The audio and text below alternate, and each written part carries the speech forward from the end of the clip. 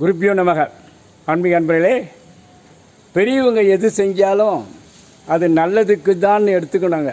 நம்ம அது டிஃப்ரெண்ட்டாக நினைக்கக்கூடாது. அவர் யார் சொல்கிறது, நம்ம என்ன கேட்குறதுன்னு நினைக்கக்கூடாது. எதுக்கு சொல்கிறேன்னா, ஒரு முறை அர்ஜுனனும் ஸ்ரீகிருஷ்ணனும் வலம் வந்துன்னு இருக்காங்க. அப்போது அர்ஜுனனுக்கு பசி எடுக்குது. பசி எடுக்கும்போது என்ன பண்ணார் அர்ஜுனன், ஒரு பெரிய வீடு இருந்தது. கிருஷ்ணா, அந்த வீட்டில் போய் நம்ம சாப்பாடு கேட்டால் கொடுப்பாங்க, நம்ம சாப்பிட்லாம் அப்படின்னு அர்ஜுனன் சொன்னார். ஸ்ரீகிருஷ்ணன் சொல்கிறாரு, அர்ஜுனா வேண்டாம், அந்த வீட்டுக்கு போக வேண்டான்றாரு. இல்லை போகலாம் அப்படின்றார் அர்ஜுனன். அப்போ சொல்கிறாரு கிருஷ்ணன், உங்கள் கும்பலே இப்படி தான்.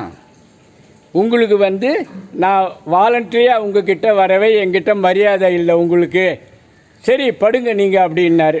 என்ன அப்படி சொல்கிறேன்னார். ஆமாம், சூதாடும்போது துரியோதனை எப்படியா இருந்தாலும் என் மாமன் பக்கத்தில் இருக்கணும்னு பிரியப்பட்டான். சகுனியை வச்சுக்கினான், பெரியவங்களை வச்சுக்கினான். அவன் அது நல்லதோ கெட்டதோ பெரியவங்களை வச்சுன்னு அந்த காரியம் செஞ்சான். அதனால் ஜெயித்தான். ஆனால் உங்கள் அண்ணன் என்ன பண்ணான், தர்ம, ஐயோ கிருஷ்ணன் வரக்கூடாது, இங்கே கிருஷ்ணன் வந்தால் நம்மளால் சூதாட முடியாது அப்படின்னு மனசில் நான் வரக்கூடாதுன்னு நினச்சான். அதனால் நான் வரல. இப்போது நீ என்ன சொல்கிற, இந்த வீட்டில் போய் தண்ணி கேட்கலாம், சாதம் கேட்கலான்னு. சரி போய் கேட்கலாம் அப்படின்னு கேட்கும்போது அந்த வீட்டுக்காரன் சொல்கிறான், என்னையா உனக்கு என்ன கஷ்டம், ஏன் சாப்பாடு என்ன கேட்குறான், நல்லா தானே இருக்க நீ அப்படின்றான்.